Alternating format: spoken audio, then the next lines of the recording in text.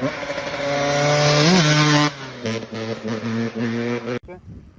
помахам. Здравейте, приятели! Днес ще обясниме грешките, които се получават при Бела. Не си пуска съединителя, когато трябва. Има едно разминаване между съединителя и гъста. При Марио нещата се случват много добре, напредва много бързо. Ще му отделиме малко време, така че да напредне с обръщането малко повече на мотора, кога да му натисне и съединителя, за да може да го прекантари хубаво и да остане мотора само единствено на задна спирачка. Така ще може да си регулира колко да го обръща, кога да го върне и като цяло да систематизира абсолютно целият процес. Бела, ти са в момента, как се разбрахме, отчетливо зареждаш гъста, една идея преди да пуснеш съединителя. Тоест имаш една лека разминавка. Гъста ти е една идея преди да пуснеш съединителя. Точно. И естествено и придръпването, как сме си го говорили всеки път. Тялото да върви с мотора и с съединителя и с гъста.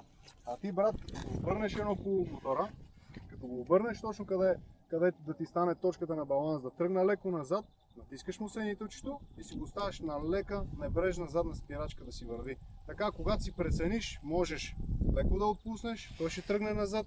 Като вече чувстваш, че ти е много опасно, натискаш леко спирачката и той ще се върне мотора. Това, което искаме да се подобри при на Бела карането на мотора е разминаването между гъста и съединителя. При нея имаше едно подаване на газ и след това леко съединител. Това много бърка нещата.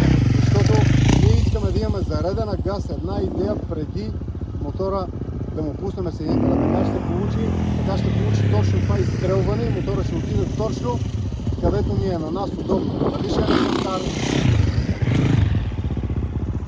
дали ще е на прекантар, няма много значение.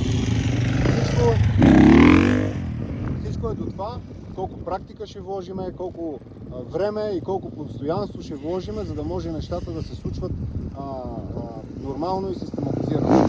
Нали малко? Като Марио, преди 2 месеца изобщо не можеше да кара мотор на задна гума, а вече прави прекантари, вече е уверен в себе си и ето го. Едно от най-важните неща, които вече може да кара мотор на задна гума с бутуши. Голяма грешка е, че всички се стремат да карат с силата на мотора. Не се стремат да го вдигат с съединител, не се стремат да се научат още в началото да натискат задната спирачка и ето го, перфектно. Браво! И това довежда до един много фатален момент, в който тръгвате да карате изведнъж с приятели по гората, слагате екипировка, тръгвате да правите неща, които можете с маратонки и виждате, че с бутуши изобщо не можете. Ето го, Марио. Перфектен пример как натиска съединителя и мотора си го остава да се облегне назад. Сега вече следва Бела и тя ще ви покаже как има зареждане на гъста. Една идея преди да пусне съединителя. Това помага на мотора да подскочи и да отиде точно там, където ни е удобно. В случая Бела е свикнала да го вдига не на кантар, естествено, защото още много бранка. Браво, Марио! Браво! Ева! Не на кантар, а преди кантар. Така съм ми задал инструкциите, тя да изследва, като се стремиме винаги да имаме колкото може повече повторения. Това означава, че едно и също нещо, колко повече го направите, толкова повече го запомняте. Толкова повече това нещо сте го овладяли и не може повече да го вършите.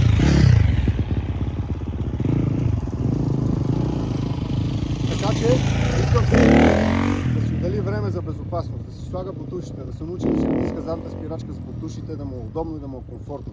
Да се научи на това, че тия мотори с този спорт трябва да подхожда отговорно, за да може естествено после да е безопасен и да се чувства комфортно да прави тези изпълнения, да почувства забавлението, да почувства и удовлетворението. Най-големия кеф е, когато започнеш да си караш мотора по въображение, а не просто да се притесняваш всеки един ден какво може да се обърка, къде ще паднеш и какво ще се случи.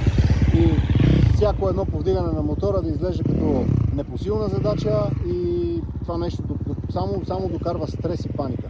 Трябва да ви стане удоволствие. Ние върху това се стремим. Практика, за да се превърне в удоволствие.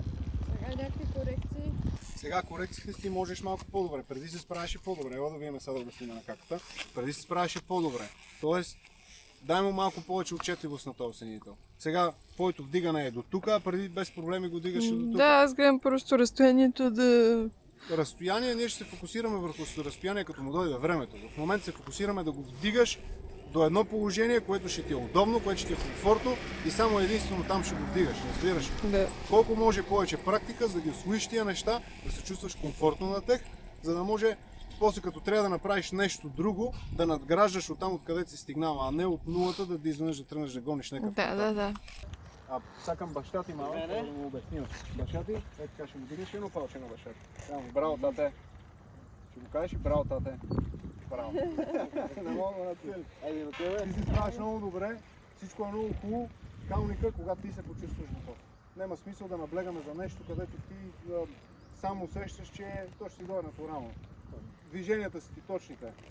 Кантара си го фащаш, ти си го обръщаш, когато ти си решиш мотора, натискаш си му сенителя, когато си решиш, това е перфектно.